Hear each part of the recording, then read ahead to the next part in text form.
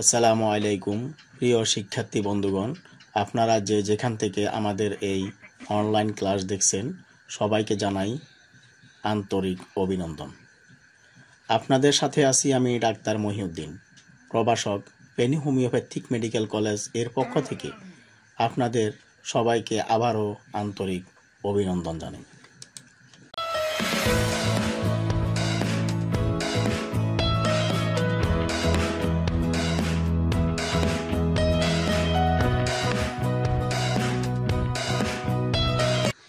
প্রিয় শিক্ষার্থী বন্ধুরা, আজকে আমার আলোচনার বিষয় হচ্ছে হোমিওপ্যাথিক মেডিকেল কলেজের চতুর্থ বর্ষের ম্যাটেরিয়া মেডিকা থেকে একটি অতি প্রয়োজনীয় মেডিসিন গ্রাফাইটিস।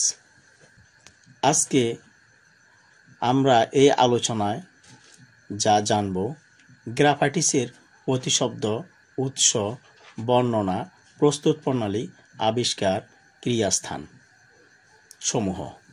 প্রিয় শিক্ষার্থী বন্ধুরা, আপনারা খাতা কলম সাথে রাখুন, প্রয়োজনীয় অংশটুকু নোট করুন।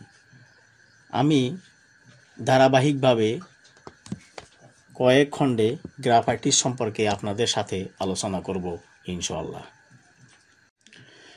প্রিয় শিক্ষার্থী বন্ধুরা, আপনারা ডিসপ্লেতে একটি ছবি দেখতে পাচ্ছেন।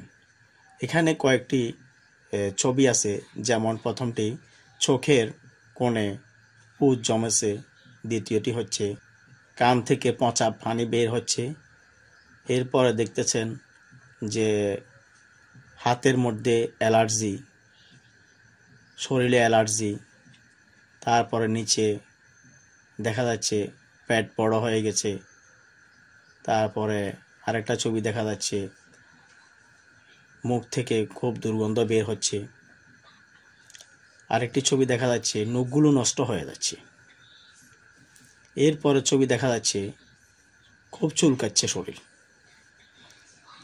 আমরা ধাপে ধাপে এগুলো সব আলোচনা করব ইনশাআল্লাহ। গ্রাফাইটিসের প্রতিশব্দ হচ্ছে ব্ল্যাকলেট, কালসিসা, সুরমা। গ্রাফাইটিসের উৎস হচ্ছে এটি একটি অঙ্গার। আর গ্রাফাইটিসের বর্ণনা হচ্ছে বিশুদ্ধ জাতীয় গ্রাফাইটিস ইংল্যান্ডের বরডল খনিতে ইহা পাওয়া যায়। এটি কালো সুসর বর্ণের, দীপ্তময় নরম পদার্থ, এটিতে কোনো গন্ধ থাকে না। আর গ্রাফাইটিসের প্রস্তুত প্রণালী হচ্ছে ব্ল্যাকলেট অর্থাৎ কালো সীসার বিচ্ছিন্ন হইতে এই ওষুধটি প্রস্তুত করা হয়। প্রথমে ইহাকে বিচ্ছিন্ন করিয়া পরে তরল ক্রমে ওষুধ প্রস্তুত করা হয়।